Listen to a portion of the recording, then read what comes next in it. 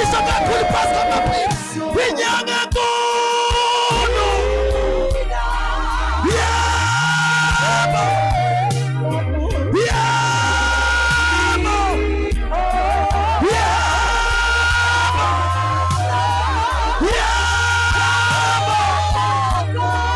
Yebo. Wakamaningo Jesu. Sasiyathandaza. Umlunamisi. Umlunamisi. Umlunamisi. Yebo. Onimlaleli. Onimlaleli uJesu. Onimlaleli uJesu.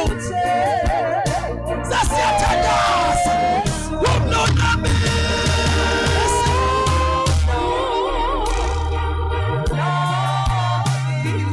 Yebo. Waphanzilana.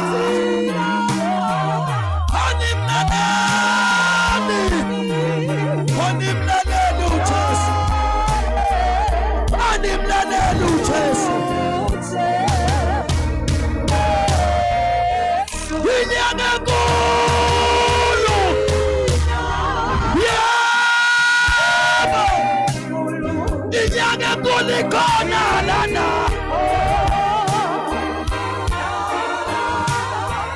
Wakamaningo uJesu. Wakamaningo uJesu. Wakamaningo uJesu. Umlunamisi. Yebo. Yebo. Lunamisa phansi lana.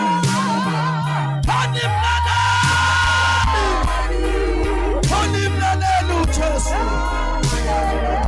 Onimlaleli uJesu.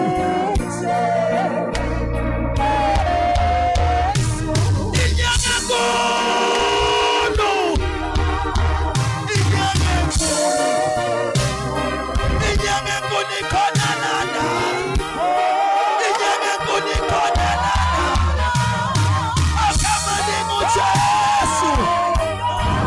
Wakamaningo uJesu.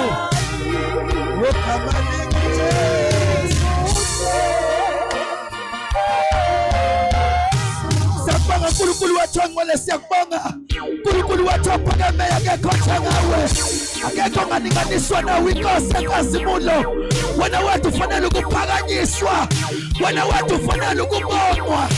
Siyakunikeza udumo uNkulunkulu wethu ongcwele ebusuku. Ayikho inkosi enjengawe. Wena wethu uyakhazimula, wena wethu ungcwele, wena wethu uyabongeka. Siyakunikeza udumo. Udumo nongo lakhe ebusuku. Ngegama likaJesu Kristu, imshayele izandla zethu kakhulu umuntu wena. Thank you Jesus.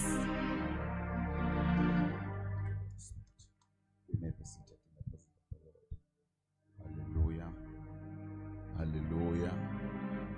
Bazomncane amini kule ndawo. Hallelujah. Angithabatha ithuba bazalwane ngibingelele ubaba noma egameni lika Jesu Kristu waseNazaretha. Amen. Sibingelele inceke kaNkulunkulu zonke ezikhona phakathi kwethu, siyathoba, siyabingelela egameni lika Jesu. Amen. Sibingelele ubuholi bonke bomphakathi uma kukhona phakathi kwethu, kungaba amakhansela, induna noma abavela endlini yasebukhosini. Siyathoba, siyabingelela egameni lika Jesu. Amen. Sibingelele ibandla lonke lika Kristu egameni lika Jesu. Amen. Cela ukubingelela izitha zikaSathane ngegama lika Jesu. Siyabonga kakhulu bazalwane, kuyintokozo ukuthi namhlanje siphinde sime kule ndawo ukuzokhuluma inhliziyo kaNkulunkulu. Indawo engajwayeleki ke le, noma ngabe kuthiwa ngisho ngama ka10 insuku ilandelana, nangosuku ka10 uzobe ungakayijwayeli. Amen. Uhlobo nje oluthile le ndawo nami engazi ukuthi makuthiwa lochaza ungalichaza ukuthi indawo wonile kodwa engikwaziyo ngalo ukuthi indawo enoNkulunkulu. Glory to God. Shortly bazalwane ngifisa siyezwe uNkulunkulu worshiping team. Siyathoba bafethu siyabingelela egameni lika Jesu. Amen. Ngifisa siyezwe uNkulunkulu bazalwane incwadi kaPhilip chapter 2. Incwadi kaPhilip chapter 2 sizofunda khona amavesi azothi kuba mbadlwana nje. Verse number 8, 9, 10 and 11 bese seyibamba ku11. Amen. Amavesi nje awu4 awamaningi kakhulu. Mane nje Nkosi yami sabe sesiyathandaza egameni lika Jesu Kristu waseNazaretha. Philip isahluko sesibili amavesi nje esizowafunda azoba mane kuphela. Amen. Verse 8. Wathi efunyenwe enjengomuntu ngesimilo wazithobisa elalela kwaze kwaba sekufeni, yebo ekufeni kwesiphambano. Ngalokho ke uNkulunkulu wamphakamisa kakhulu, wamnika igama eliphezulu kwamagama onke, ukuze kuthi ngegama lika Jesu amadolo onke aguqe, awabasezulwini nawabasemhlabeni nawabangaphansi komhlaba, nezilimi zonke zivume ngokuthi uJesu Kristu uyinkosi. uJesu Kristu Uyinkosi. cela sisho sonke uJesu Kristu uyinkosi. Amen.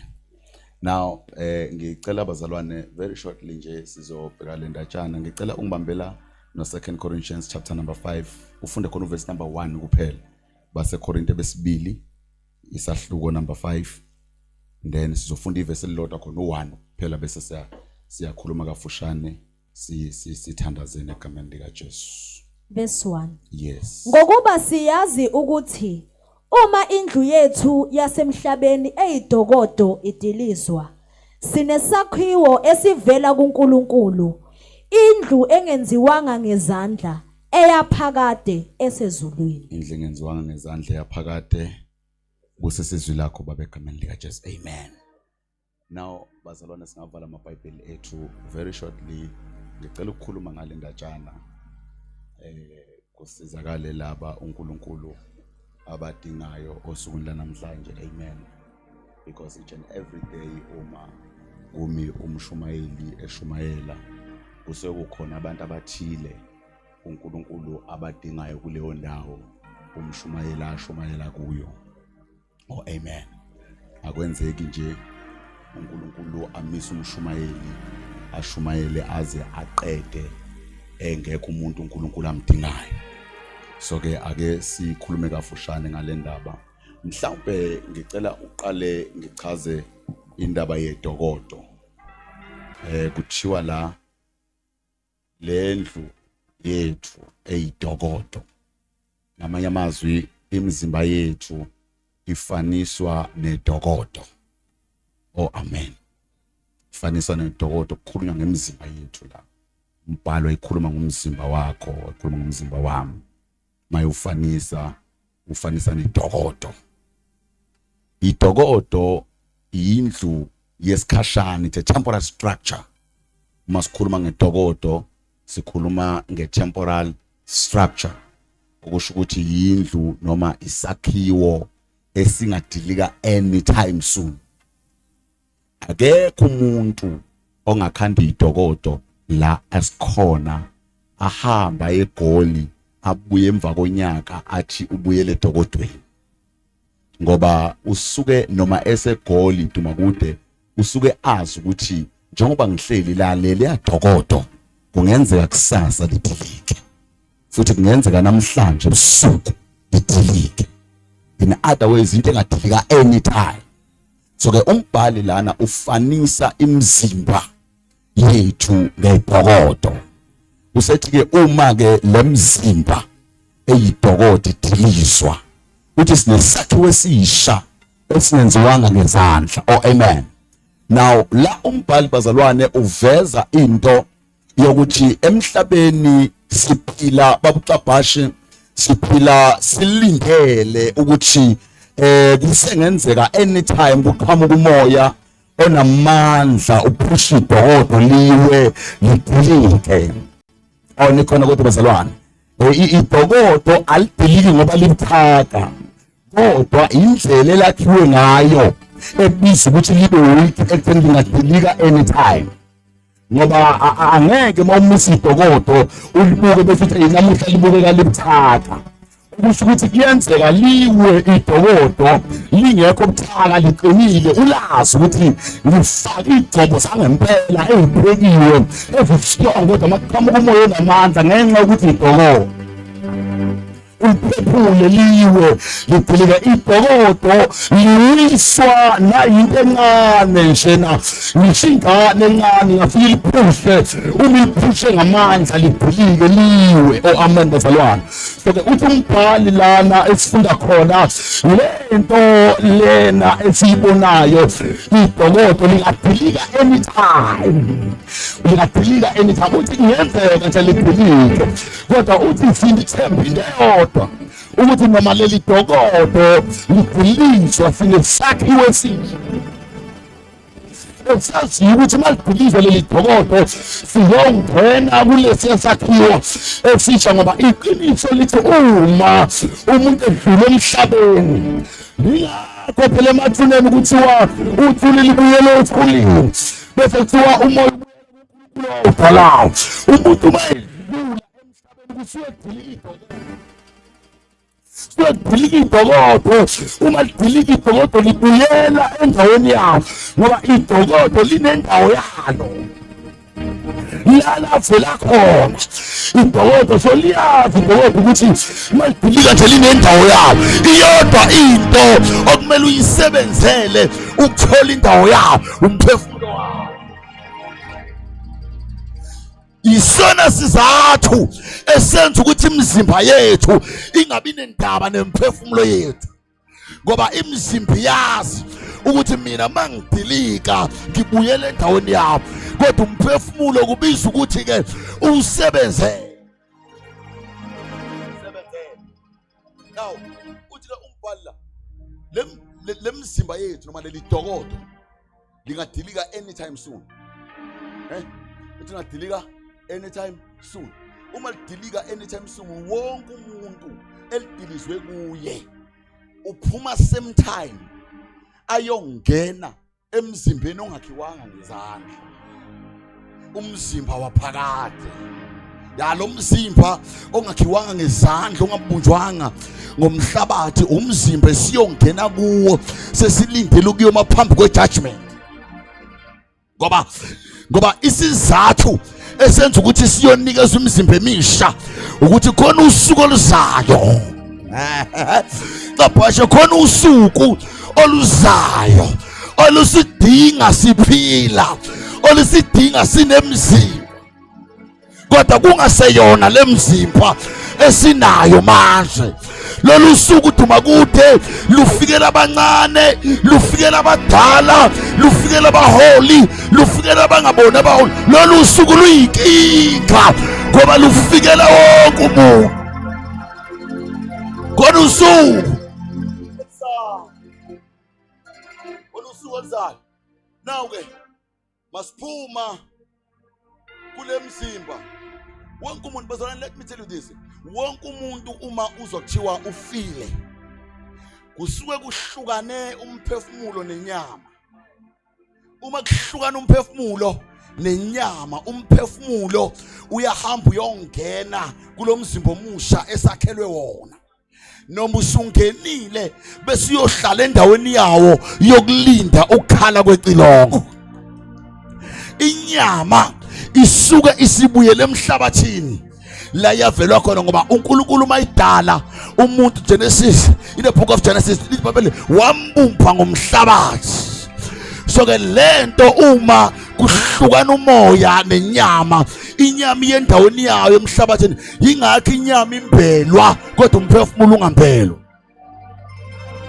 Bangibiwe ikoti kusuke kumbelwa inyama ngoba inyama yendaweni yayo la iyohlala khona. Bese umuntu eyongena emzimbeni omusha ongakhiwanga ngezandla okumzimba waphakade. Na ulalela ke uma kuthiwa lo mzimba owaphakade kusho ukuthi ngalo leyasuku lokukhala kwecilongo lo mzimba uzobuso. Lo mzimba uzobe uzwa yonke into bonke ubuhlungu obuzobe bukhona lo mzimba uzobubuzwa. Uma kujatshule lo mzimba uzobujabule. Yonke into ezobe yenzeka lo mzimba uzobusopa. So umehluko phakathi kwalo mzimba nalo esiya kuwo ukuthi lo wabunjwa ngezandla kanti lo yaya awakhiwanga ngezandla, umzimba waphakade. Bafethu zimbili indlela ngale kwethuna. Lo wahlabelela qabhashi wathi ngale kwethuna kunoJesu wayiqamba mangakuhlaza. Ngale kwethuna zimbili. Kunendlela yabantu abenze kahle emhlabeni, kube nendlela yabantu abangenzanga kahle emhlabeni. Khona baye Hades, khona baye paradise.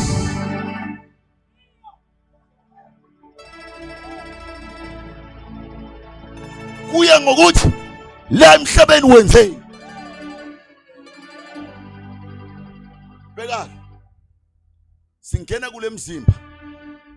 Uma singena kule mzimba siyohlala endaweni yokulinda. Khabazela mawenze kahle emhlabeni uyolinda eparadise. Eparadise akulindi noma ubani, kodwa kulinda abantu okwathi kushunyayelwa baphakamisa isandla. Waphumela obala wathi ngiyamamukela uJesu njengenkosi nomsindisi empilweni yami, walethwa phambili wavunyisa isivumo sokwamukela uJesu. Wathi ngiyamthela uSathane ngehlazo, namhlanje ngiyahlukana naye, ngifaka incwadi yesehlukaniso phakathi kwempilo yami noSathane. Labo bayolinda eparadise, balindele ukukhala kwecilongo ngathi obhala kahle naba mgwaza bazombona lithi amathuna ayovuleka ebahlanza abantu abasemathuneni, kanti nolwandle liyobaphalaza olwabagwinyayo ngoba lo liyasuku lubadinga bonke abantu before ijudgment.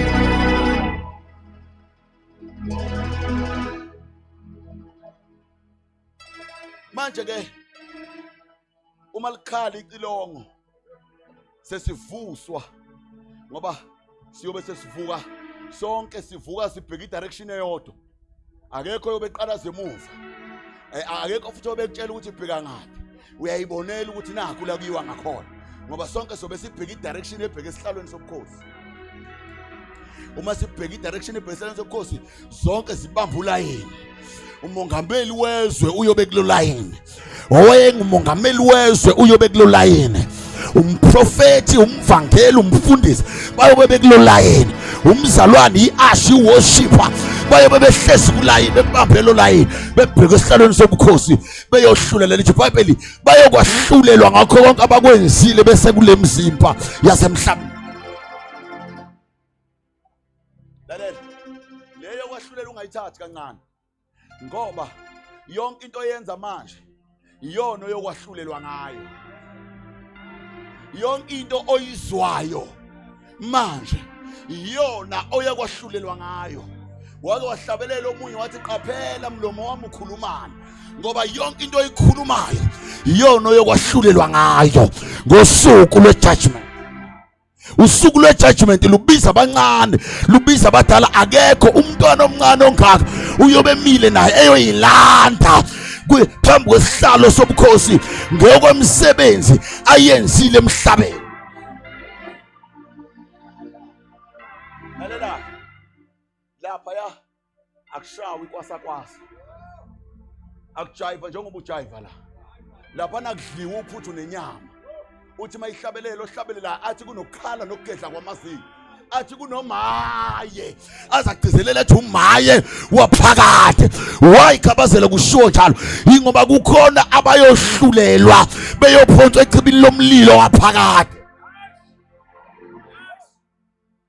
Uma Khabazela siya kulesa sihlalo uthi uqhamuka ubhekana nesihlalo, asikho isikhathi sokuncangana nawe lapha akudlalwa. They are very serious. Igama nesibongo baba. Hayi, uvele emseni ngwakamkhize. Uvele emseni. Kusho number 1 incwadi echekayo incwadi yokulotshwa kwamagama abantu abamukela uJesu. Athi ubhala isambulo mayibhala uJohane athi bonke abangathola abangafunyanwanga kuyo baphonswa echibini lomlilo. So incwadi yokuqala echekwayo incwadi yokuthi uyazana naye, ulotshiwe yini la kulamagama. Siyoshekwa incwadi lithi Bible siyovula incwadi bese lithi nenye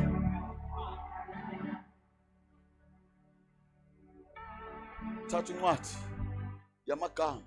Ngiphi incwadi Khabazela? Vele mseni mkhize kaphenga balamanzi vele enkosini lakini siyamthola uvele emseni mkhize. Uma usutholakele kule ncwadi bese sibuyela kule yancwadi ethi abasena kulahlwa abakuKristu.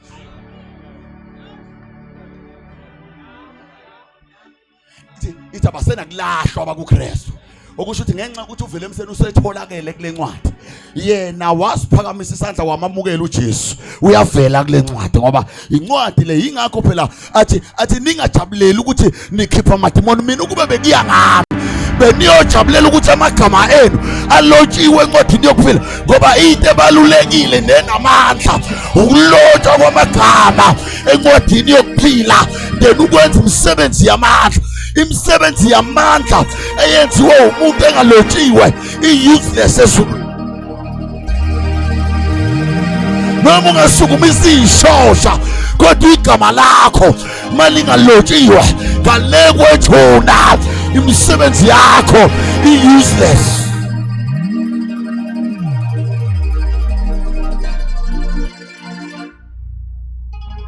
Ingakho athi abanye bayothi Jesu besikhipha amadimoni ngegama lakho. Athi praise God, nawenza umsebenzi omuhle onamandla. Amadimoni awathobelangani nathobela igama lakho. Ngoba mina ngiyalimela igama lakho. Kodwa nina ngiqinisile ngithi anginazi. Awusazi kanjani Jesu sakhipha amadimoni nasebenzisa igama lakho. Kahle kahle nina nani ngiyuza.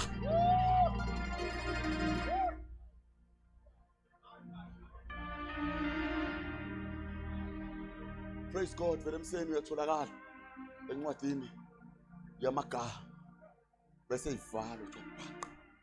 Dlulele phambili encwadini yesibili kuyovula incwadi yemisebenzi.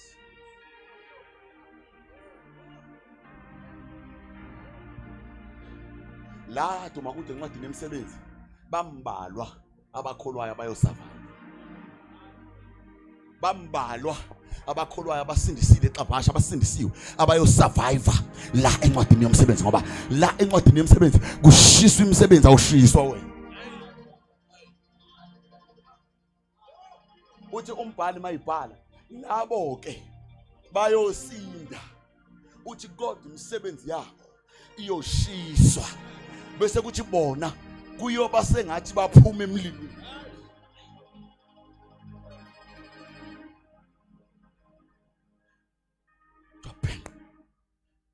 Sigcina umsebenzi vele emseni nangu siyamthola vele emseni.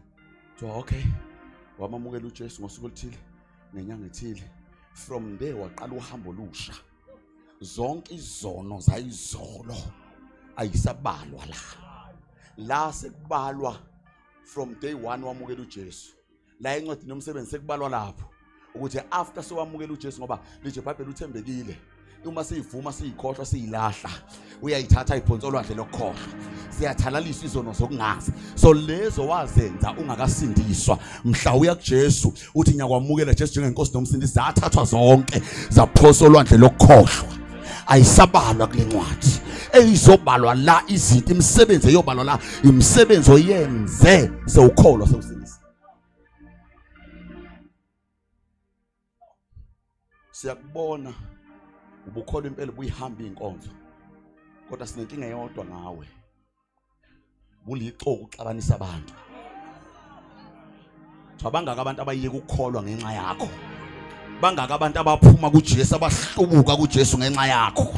Wena wahleba usibanibani engenzile lutho kuwezwa nje umenyanya wamhleba kuthiwa ngenxa yemisebenzi yakhe emibi yobumnyama kumele uyoshisa ikubamba ingelosi yokudlulisa echibini lomlilo. Kuthi shisa imisebenzi yakho. Angibuze bazalwane ngibuzwa nje njengomshumayeli. Uma ngithatha umentshiso ngishisa ijacket kaKhabazela ikuye ubani oshaya ubani ozubhlungu ngalo leyasuku bonke abamamukela uJesu kodwa bangenzi kahle bamamukela baqhubeka bahamba indlela zobumnyama bamamukela baqhubeka benza ubusathana bonke imisebenzi yabo iyoshiswa. Bona bayongena kodwa bongena benuka intuthu bongena beyiyobukile bongena beneyibazi zomlilo abashiswe kuwo mhla kushisa imisebenzi yabo. Bona banenhlahla ukuthi bayamamukela uJesu kodwa bazolizwi la bazoyiza itest yelangabi lasesibhokweni. Buyisa bekela so yes sengihamba kuthiwa wo asikaqedi ngawo. So ya wena Khabazela wamukela uJesu usewumntwana usemncane kodwa manje inkinga yakho bungabahlonipha abazali. Umzali wakho bethi mayilibeke ulibeke nawe mayikhuluma umphendule kuthiwa ngenxa yalokho Khabazela asikushisi wena uyaya kodwa sisafuna ukudila nemisebenzi yakho. Imisebenzi yakho iyoshiswa one by one iyoziqedwe yonke udluliswe ecibini lomlilo uthi uyabhaquza kuthiwa shona khona ubanje ukhishwe kubanje omunye umsebenzi ushiswe khona uyoze uyiqede yonke imisebenzi yobumnyama. Njengoba uhleba usindisiwe lokuhleba kuyoshiswa njengoba ucabanisa usindisiwe nakho kuyoshiswa. Uphelile amen kule.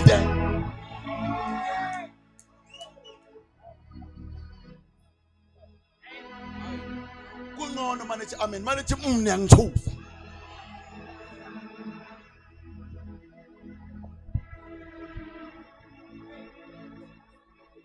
Athathwe lo isishiswe yonke imisebenzi yakhe ahamba yongena esemayoywana edabukise eyiso enuka intuthu enuka umlilo wasesihogweni.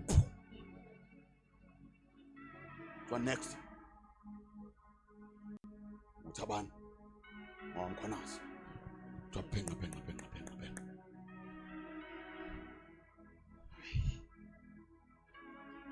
baqala uthi behle hayi nakho siyongena ko S uthabana kaveli kuthiwa wesha mase wenza kanjani emhlabeni athi angimamukelanga uJesu abanje ngihamba bashoniswa ngaphi. Ingelosi yobumnyama yobe sikulindile ngaleso sikhathi silindele ukubamba ithatha yokuphonsela ngabini lomlilo. Elithi iBhayibheli lelangabi liyasha alicimi lithi umlilo wanguna phakathi okusho ukuthi ukufa. Lithi iBhayibheli ukufa kwesibili lithi lapho abayongena khona bayobe bese befisa ngisho ukufa kodwa ukufa kuyobabalekela ngoba bayobe sebeyozwa ubuhlungu phakathi. So impethu yakhona yishi impethu yakhona yifi uthi udliwa ilangabi lomlilo nempethu yakhona ibiqoba iqeda ngawe. Lama ikulumile kwavela isilonda la ekulume khona uyayizwa ipheni kodwa kusale kuvaleka ngoba kusamele iphinde ibuyizulu.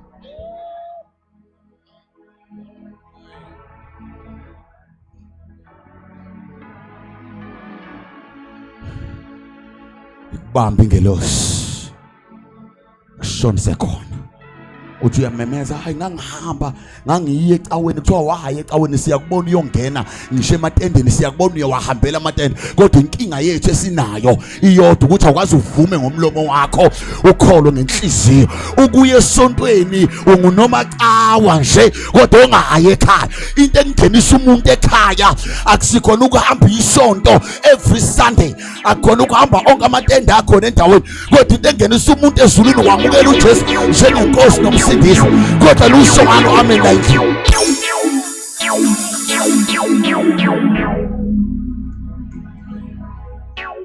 wena uright kabi wena siyavuma uhamba ngisho amatende siyavuma ubuye esontweni every Sunday futhi you were faithful ukhokha ngisho iminikelo yonke efunekalayo esontweni kodwa inkinga yethu nawe iyodwa awuveli kule ncwadi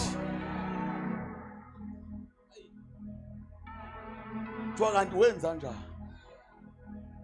kuthiwa wenza njani manje ke ngoba sengiyathandaza into eyosilamulela iyodwa bafowethu ukuthi sisaphile emhlabeni sibuyisane noJesu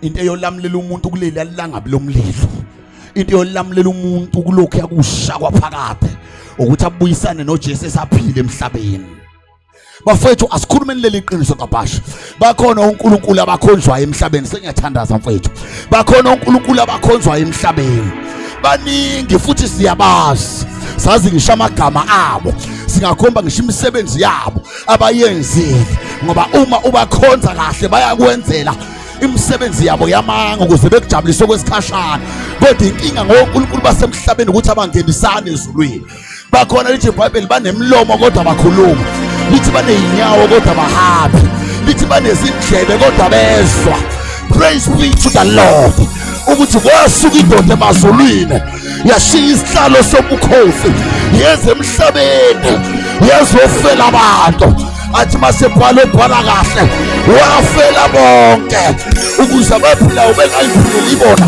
kodwa baphilela yena obafela waphinde wavuka athi mayiqhubeke ebhala omunye umbhali kaBhashi athi uthanda bonke abantu basindiswe bafinyelele ekulazini uyena yedwa wanikezwa amandla lithi iBhayibheli wanikezwa amandla ezulwini wanikezwa amandla emhlabeni wanikezwa amandla nangaphansi bomhlaba kanti uSathane unani uSathane akanamandla uSathane unamaqhinga ngoba iyodwa indoda esithi masibiza igama layo lithi iBhayibheli obhale kahle uthi onke amadola ayaguqa uthi nezilimi zonke ziyavuma ukuthi uJesu uyinkosi nokusindisa webafethu lilodwa igama elinamandla igama likaJesu kuleli gama kuphila abagulayo kuleli gama khulu ababoswe ngamaketa kuleli gama khulu abazigqila leli gama liphumelelisa abantu ayikho into engalenzi leli igama likaJesu somebody shout Jesus somebody shout Jesus linamandla tell makhelwane ukuthi linamandla uke wabhala umbhali weBhayibheli wathi izwi likaJehova lingumphosongo onamandla wathi olungileyo ugijimela kulo mayifika kulo uvela londeka wathi amemezele ebusuku sizofuna abantu abazoluka sizofuna abantu abambalwa nje abazogijimela kulo lilungela ukukulonda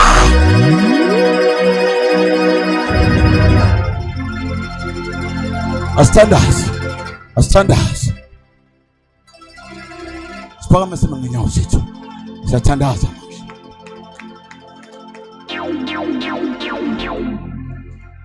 dadewethu mfowethu baba mama gogo mkhulu nangu uJesu ebusuku tshela mina yini eyoba isihlengi sakho mhla imihla yakhe inqubo yophelaphi yini eyoba isihlengo sakho namhlanje sizokunikeza isihlengo namhlanje sizokunikeza into yokuphephela ngale kwethu igama likaJesu limnandi ngento eyodwa uJesu kulonde emhlabeni akulonde nangale kwethu mawuhamba kahle nje naye ukusindisa la akusindise nangale ungumsindisi waphakade. Mawungazani noJesu uthembe. Mawungakazi umamukela uJesu uthembe. Abanye bake bamamukela uJesu kodwa ngobude bendlela balimala. Bahlala phansi. Ngiyayibuzela nje ngoba ngiyakholwa ngisindisiwe. Walinyazwa uJesu noma walinyazwa ngabantu? Njengoba uxabana noNkulunkulu yena ndo wakulimaza. Ngiyavuma abantu bakuhleba, ngiyavuma abantu bakugxeka, usanda nakusindiswa nje. Ngiyavuma abantu bakubukela phansi. UJesu wathi ukwenzeni uJesu ubone ngani? Yini uNkulunkulu akone ngayo? Uzubhekslide nje ngempela iye ukukholwa ngenxa yabantu abakuhlebayo abangenawo umqhele. Wenzeni labo bantu njengoba bekuhleba bayokwehlulela nangokuthi bakuhleba. Khabazela ngale uyobuzwa ukuthi wayithini umbhali mayethi babusisiwe.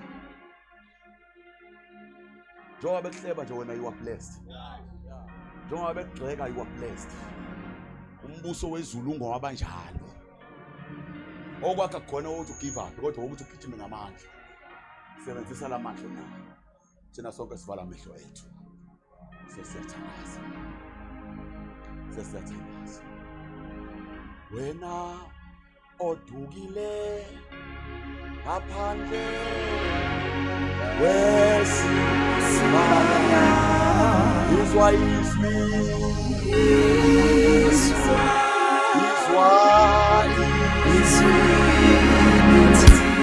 uyele khaya uyele khaya uyamntwana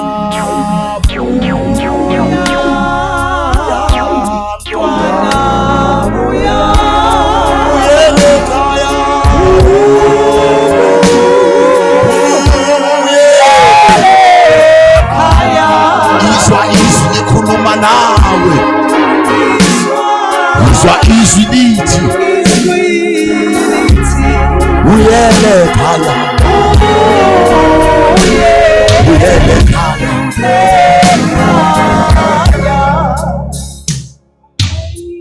Thina sonke sisavalile amehlo ethu. Hawu ngifuna ukuthandaza nabantu ababili abathathu abathi wemuntu kaNkulunkulu ngiyamfuna lo Jesu okhuluma ngaye abe isihlengo sempilo yami. Athi ngiyafuna ukuhlengwa kuloya mlilo waphakade. Ngiyafuna ukuhlengwa kulesi yasililo saphakade. Mayikhono yedwa noma babili noma bathathu abasho njalo bathi Jesu hlenga ukuphila kwami. Cela la ukhona uvele uphakamise isandla sakho. Sobe sesithandaza nawe. Sobe sesithandaza nawe. Jesu hlenga ukuphila kwami. Phakamisa isandla sakho la sikhona. La ukhona nje phakamisa isandla sakho. Jesu hlenga ukuphila. God bless you my brother. God bless you. Nasibona isandla siyaphakama abantu beza kuJesu. God bless you my sister. God bless you. Ngiyababona abantu beza kuJesu namhlanje. God bless you my brother. Hawu naba abantu. God bless you young lady. God bless. God bless you baba wami. God bless. Nayifaka inhlahla ekhaya. Ifaka inhlahla ekhaya. Jesu hlenga ukuphila kwami. Hlenga ukuphila kwami. Na impilo yami weJesu bengiyiphathele. Ngicela iphathwe nguwe man. Sengizwile ukuthi uyahlengana. Phakamisa isandla sakho la ukhona. Phakamisa isandla sakho. Ngiyibona isandla iphakeme. Nazi ezinye ziyaphakama yakunethi. God bless you. Nazi ziyaphakama isandla. Abantu beza kuJesu namhlanje. Bese na igroup yesibili engifuna ukuthandaza nayo.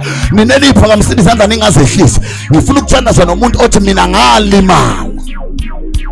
Amamukela uJesu kodwa ngalimala. Anginendaba noma walinyazwa befundisi noma walinyazwa wobani bani kodwa walimala. Maye khona osho njalo othi namhlanje ngiyafuna ukubuyela enkosini. God bless you mama wami. God bless you. God bless you. Namhlanje ngiyafuna ukubuyela enkosini. God bless you my brother. God bless you. Ngifuna ukubuyela enkosini namhlanje. Phakamisa isandla sakho la khona. Oh yes. Oh yes. Oh yes. Oh yes. Ungasali. Masali. Ngempela ngoba uziba uNkulunkulu ekhuluma nawe. Ufuna ukuyongenela ngabini eliyokushisa impilo yakho yonke. Ufuna ukuyozwa ubuhlungu phakade. ufuna ukuyolila ukhale isililo saphakade, ufuna ukuyodliwa impethu engafi, engashi, engezwa buhlungu, phakamise isandla sakho ngithandaze nawo. Jesu uhlenga impilo yami, Jesu uhlenga impilo yami. Cela thina sonke esiphakamise izandla zethu, uvele usuke la ukhona, uthathe istep sokugcina, ugijima uze la ngaphambili kuney'ngcezu kaNkulunkulu, sizokubeka izandla siqinise lento oyamukela namhlanje. Ya, sizothi backward never. Ya, sizothi backward never. Thank you Jesus. Thina sonke esiphakamise izandla, woza madoda, come. Thina sonke esiphakamise izandla zethu.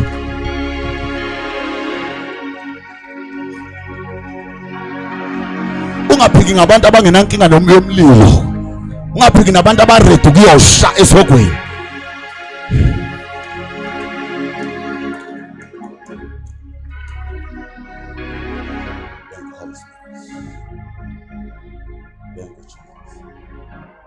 Sekuntambama,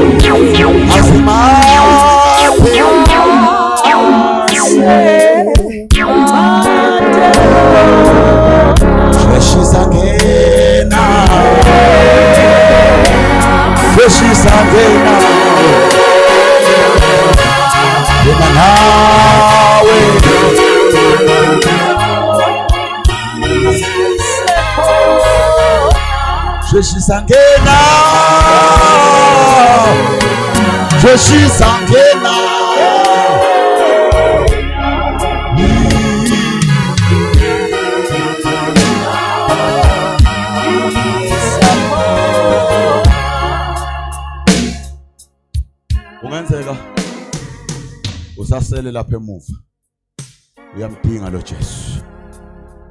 Njengoba izinto zakho zimahlakahlaka kangaka, ayikho into eyolungisa izinto zakho ngaphandle kaJesu. Ayikhona osele ngephutha, cela ukukunika leli thuba.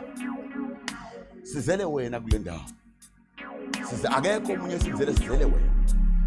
Sijema sihleki sicabanga sabona ukuthi asiphelele embusweni, uyashoda, sizolanda wena. Joyina nawo umbuso wasezulwini, joyina nawo umbuso wasezulwini, joyina nawo umbuso wasezulwini. I don't know, uNkulunkulu wamphula into baba ethi kunabantu even now basaya nje emasontweni kodwa sebehambisa imizimba ngenxa yokulimala, abanye balinyazwa ngabazalwane. Sebeyaya nje esontweni ngoba babanjwa yizi kodwa inhliziyo ayisekho kulento abayenzayo.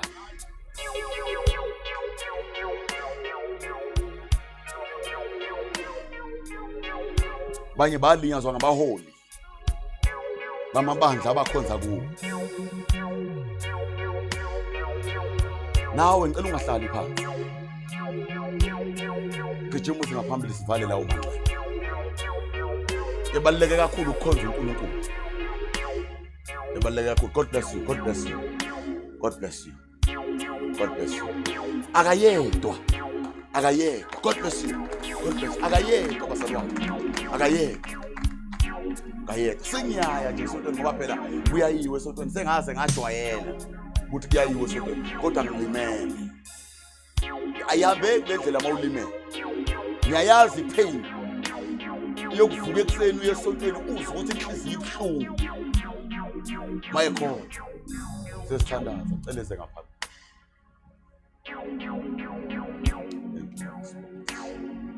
Ngiyacela ukudlulisela kubaba egameni lika Jesu.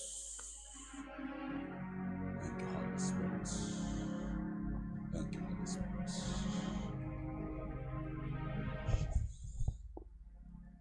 Noma ungama lapha eduze Prophet uJobe, sicela siphamise izandla thina sonke. Bazalwane noma abahlobo bami, iphutho ngasulenze. Ngiyanothisa uNkulunkulu mayikhuluma kanje ukuthi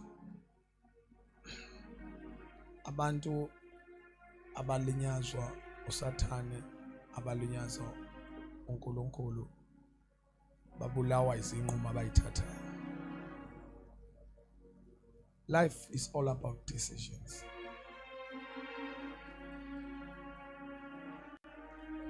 Uthi uNkulunkulu ngimisa phambi kwakho ukuphila nokufa. Useyaphinda yama ngapha uNkulunkulu uthi choose life. Uthi kodwa phambi kwakho khona ukufa nokuphila. Usethi khetha ukuphila. uNkulunkulu ukunika imbuzi. Uthi khona ukuphila nokufa, but khetha ukuphila, choose life.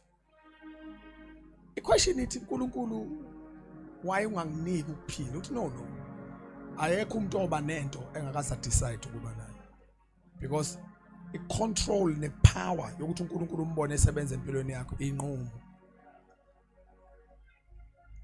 Mawuyibona ungayile ngoba udecidile. Mawuyibona uyezansi ngoba unqumile. Uyabona njengoba simla nje, lento oyibona manje ama result nezithelo inqumo esayithatha. uJesu ungena empilweni yakho ngesinqumo. Ngiyazi wena ulinde ingilosi ezoshaya amaphiko, ulinde iphupho, ulinde into ezokubamba uyibonisa ngaphambili lutho. Insindisi ingena empilweni yakho ngesinqumo. Usowupha nje amehlo evuliwe. You see ubona isidingo sika Jesu empilweni yakho angena. Khona abantu namanje akaze basindiswa kade bashunyayezwa balinda into engeke ifike. Bathi ngifuna kuyifikele. There's nothing like that. Ngoba ezinye izinto ayizifikeli wena ayizenzakaleli kuwe. You decide to do it. Mase kuyinsindiso ukuthi hayi uyoyifikela. Angifuni ukuyiphosa entweni, akufanele uyiphosa entweni. Hey, akufanele udlale ngoNkulunkulu kube sengathi ukuyena kanti awukho kuyena. I-language oyikhuluma uma kuNkulunkulu kuphela le. Kodwa ezinye inqumo you decide. Ungasukhethe namhlanje unqume, wenza isinqumo. Impilo yakhe ingashintsha. Mhlawumbe khona umunye osale ngemistake before sithandaze, ungaphuma esixukwini salaba bantu. Uze la ngaphambili sithandaze nawe, but it's a decision. Life and death isinqumo. Siphambe izandla thina singaphambili sithandazeni. Ngisho lomkhuleko nami nithi Nkosi Jesu, namhlanje ebusuku nginikele impilo yami kuwe. Ngiyavuma ukuthi ngiyisoni, angikukhonzanga, angikholwanga naye igama lakho, angikulandelanga. Kodwa namhlanje ngiyakholwa enhlizweni yami ukuthi uNkulunkulu wamvusa uJesu kwabafileyo. uJesu uyaphila. Ngomlomo wami ngiyavuma ukuthi uJesu Kristu waseNazaretha uyinkosi. Ngiyabonga Baba ukufumana umusa wokusindiswa isaphila. Amen. Sizothandazani umprofeti uJob uzobeka izandla. uNkulunkulu usebenzise yena ukuba impilo yakho ibe kuJesu namhlanje. Uzokuthandazela uyikholwe lento uNkulunkulu ayenze empilweni yakho. Ungakhohlwa impilo ilawulwa izinqumo. Ukuyezulwini nokuyesihogweni kulele kuma decisions. uNkulunkulu ngeke akubamba kufake esulwini ngenkani.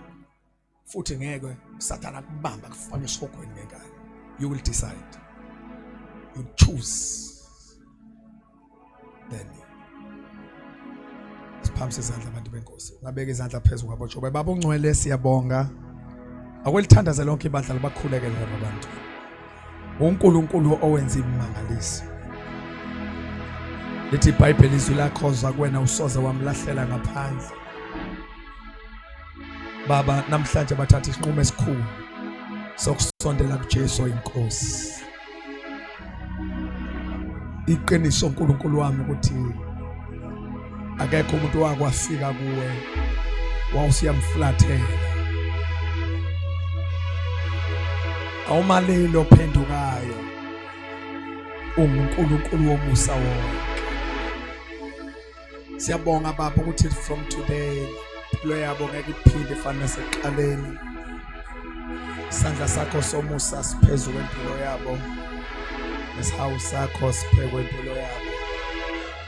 uNkulunkulu owenza imihlola nemangaliso uNkulunkulu osindisayo, ukusindisa nokuthethelela izono kungokwakho. Wena umxoleli nomthetheleli weziphambeko, wenza umusa, uNkulunkulu omangalisayo. Ubamba umthinto umehluko, isandla sakho sibe phezulu kwempilo yakhe, aluze usindiso lomphefumulo wakhe. Siyabonga Baba wethu ongcwele that you are God. Ngegama likaKristu Jesu. Thank you Jesus. Hallelujah. Awasemshayela uJesu izandla kakhulu bathandakazi.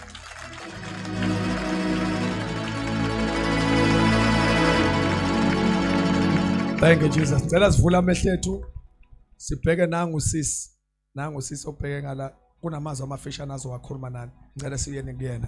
Ngicela ibandla libeshayela izandla, shayela uJesu izandla bazalwane. Thank you Jesus. Shayela uJesu izandla bazalwane. Umuntu wakushayela izandla engaka mhla usindiswa wayinobona. Yeah, come on, shayela uJesu izandla and give him praise. Hallelujah. Ngicela bathandekayo siyabonga kakhulu. Ngicela silethe ama envelopes noma